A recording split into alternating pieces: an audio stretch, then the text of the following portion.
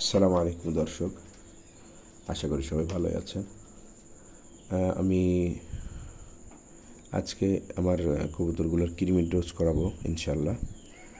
আসলে কিছু কবুতর আছে এরকম যে তারা খাওয়া দাওয়া ঠিকই করছে, কিন্তু তাদের শরীরে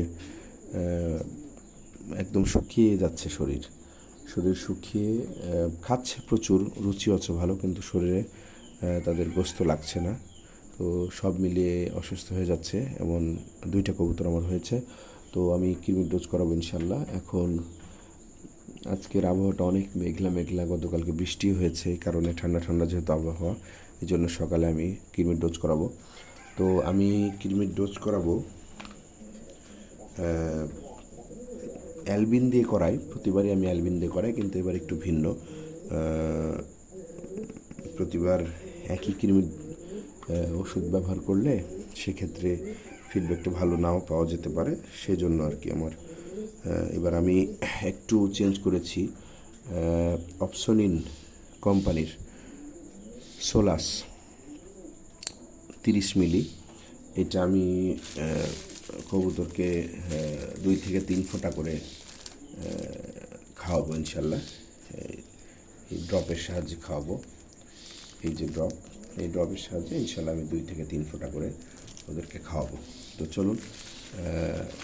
এবং এই কৃমির ডোজ করার পরে তাদেরকে আমি 3 দিন রেস্ট দিয়ে দেবো। তাদেরকে কোনো রকম তারা যেন না উড়ে, তাদের যেন শারীরিক পরিশ্রম কম হয়, সেই জন্য তাদেরকে রেস্ট দিয়ে দিব।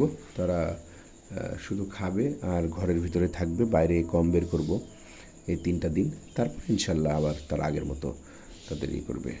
কারণ এই 3 দিন তাদের শরীরে অনেক ধকল যাবে, তাদের বমি হবে, তাদের তাদের পায়খানা হবে, যাতে করে তাদের কৃমি বের হয়ে যাবে। সব মিলে তাদের শারীরিক দুর্বলতা হওয়ার সম্ভাবনা থাকে। এরপরে ইনশাল্লাহ আমি ভিটামিনের যেই কোর্সগুলো করাবো, লিভার টনিক থেকে শুরু করে সবগুলো ইনশাল্লাহ আপনারা জানতে পারবেন। তো চলুন কৃমির ডোজটি শুরু করা যাক।